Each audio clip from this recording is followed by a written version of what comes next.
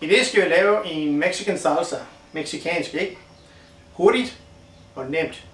Tomathånd, ikke? 3 tomathånd. Hvidløg. Et stykke løg.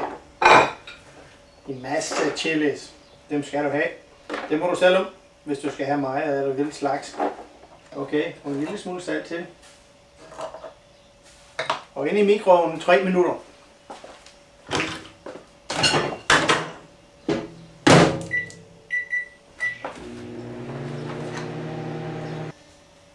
Så nu, efter 3 minutter, du bare komme dem op i en blender.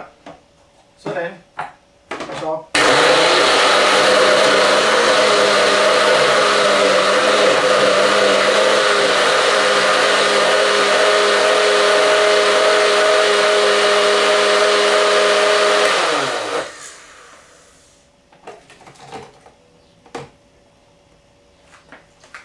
Så færdig.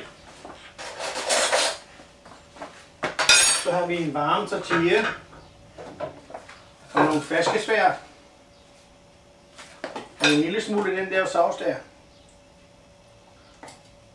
Og så har du en O-ansigt.